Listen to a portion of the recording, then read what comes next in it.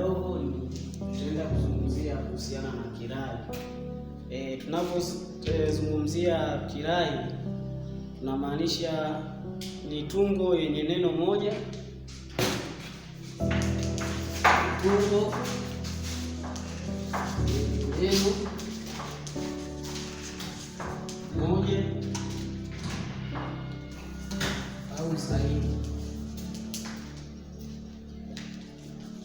inayotoa taarifa fulani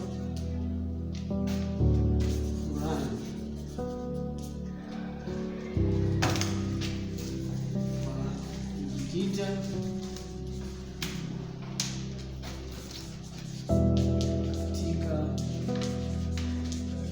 katika neno.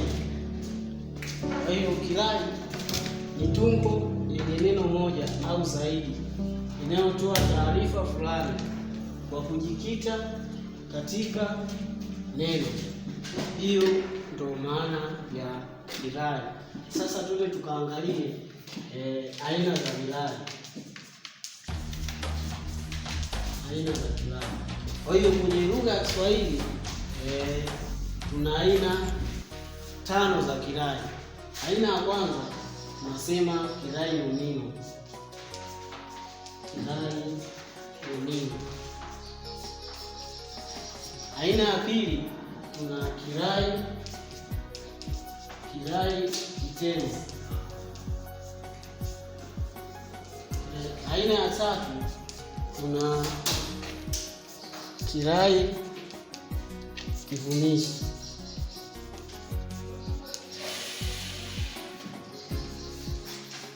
Aina ya 4 kirai kielezi.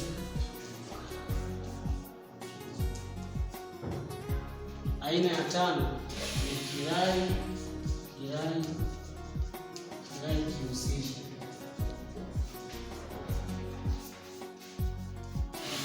Kwa hiyo kwenye lugha ya Kiswahili tuna aina 5 za kirai. Aina ya kwanza ni kirai nomino, kirai kitenzi, kirai kivumishi na kirai kielezi na kirai kihusishi. Kwa hiyo kwa kuanza kuzungumzia kirai nomino, hiki ni kirai ambacho neno kuu linakuwa ni nomino.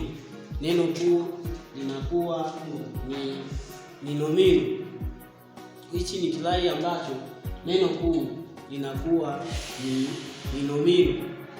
Tuna muundo wa kirai nomino. Twende tukaangalie muundo wa kirai nomino. Muundo wa kirai nomino. Muundo wa kwanza, kirai nomino kinaundwa na nomino. Nomino peke yake au pekee. Mfano tunaposema neno baba, mama. Huu ni muundo wa nomino pekee. Pia muundo wa pili wa kirai nomino unaundwa na kiwakilishi. Kiwakilishi pekee.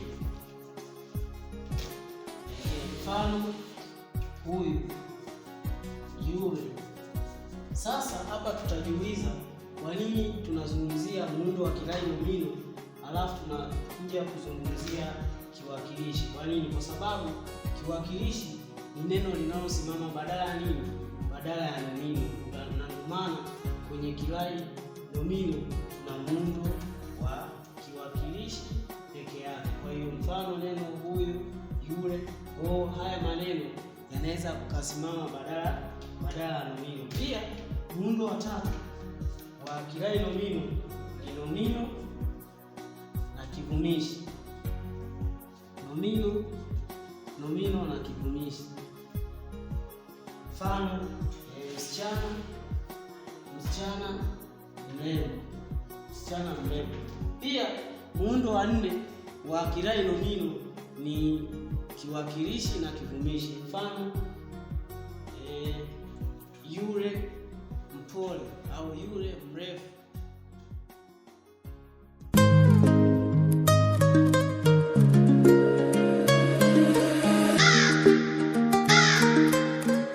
Sanchez on the beat.